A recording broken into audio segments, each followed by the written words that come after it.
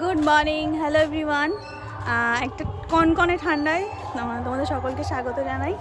তো এখন হচ্ছে কি ভোরবেলা, মানে ভোরবেলা না, 10:30 বাজে, ঠিক আছে?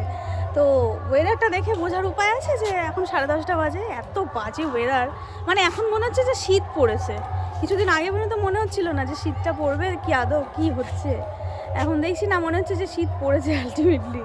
হ্যাঁ, আজকে আমি 9:30টার সময় ঘুম থেকে উঠেছি।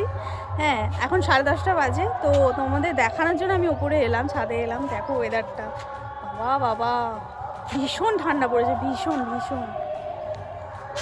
গাইস দেখো, এই যে দেখছো কুমড়ো গাছটা, এটা কত ছোট্ট একটা কুমড়ো গাছ। দেখো কুমড়ো হয়েছে, দেখো কত বড় একটা কুমড়ো হয়েছে। দেখো এই কুমড়োটা কিন্তু আর বাড়ছে না, জানো তো, এইরকমই হয়ে রয়েছে। মানে আমি ভাবছি হয়তো আর একটু বড় হবে, আর একটু পাকবে, কিন্তু আর না, বাড়ছে না, এইটুকুই হয়ে রয়েছে। কি জানি এটা বাড়ছে না কেন, কি জানি, পাকছেও না, এরকম অবস্থাতেই রয়েছে। তো যাই হোক, এত ছোট্ট একটা গাছে দেখো এত বড় একটা কুমড়ো হয়েছে। একটাই ডাল, কিন্তু এই যে একটাই ডাল। আর নিজের যত্ন করা গাছে যদি একটু মানে কুমড়ো টুমড়ো হয়, বেশ ভালোই লাগে মনটা। তো যাই হোক, আর এই যে আমাদের এখানে গাছ দেখো, আমাদের ছাদের গাছ দেখাই তোমাদের। এখন এই গাছগুলো মোটামুটি, যেহেতু শীত তো ওই জন্য সেরকম একটা ফুল টুল ফোটে না। গরমকালে ওটার মধ্যে অনেক ফুল ফোটে, সেটা দিয়ে আমাদের পুজো টুজো দিই। আর নিচে অনেক ফুল গাছ আছে, তোমাদের দেখাবো আস্তে আস্তে সব। এই কটাই গাছ আছে আপাতত।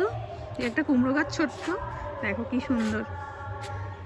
দেখো তোমাদের কাছে যদি কোনো ইনফরমেশন থাকে, কি কি দিলে একটুখানি মানে গাছগুলো একটুখানি আরও ভালো হবে, একটুখানি কমেন্ট করে জানিও না প্লিজ। এই দেখো কি সুন্দর, এই দেখো এটা হচ্ছে বেগুন গাছ। এই যে দেখো, দেখুন এসেছিলাম।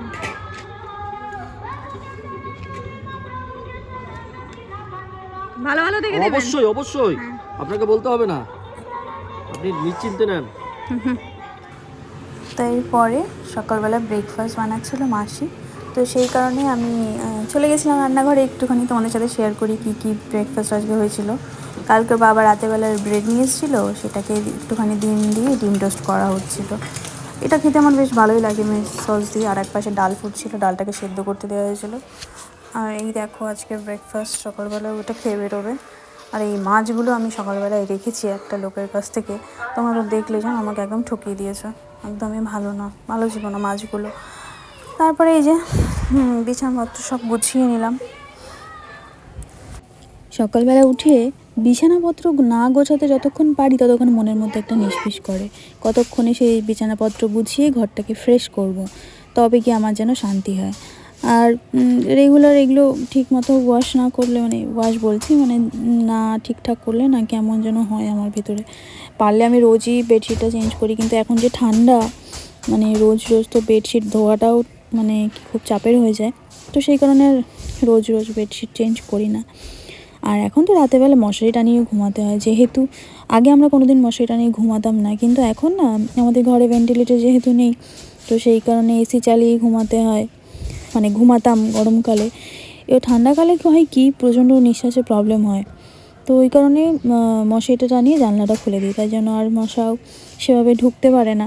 তোমরা কি করো একটু জানিও তো, তোমাদের এরকম কোনো সমস্যা হয় কি না। এদিকে দেখো আমার ছেলে এতগুলো একসাথে মুখে ঢুকিয়ে আর কথা বলতে পারছে না।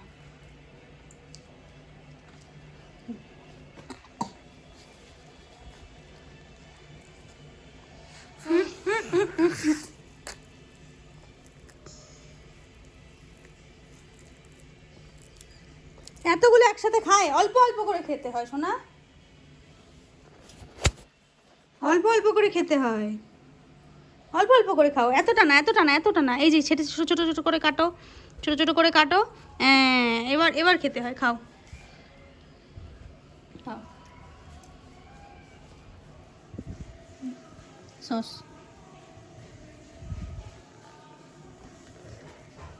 ভালো খেতে, ইয়ামি, টেস্টি। দেখো আমার ছেলে টকিং টম নিয়ে ঘুমায়, টকিং টম নিয়ে সব কিছু করে, এত পছন্দ টকিং টম। খাও খাও খাও, একটু জল খাবে? হ্যাঁ, মুখেটা ফিনিশ করে তারপর ওটা মুখে দেবে, ঠিক আছে? আগে দেবে না, মুখেটা আগে ফিনিশ করো, মুখেটা ফিনিশ করো তারপরে। হ্যাঁ,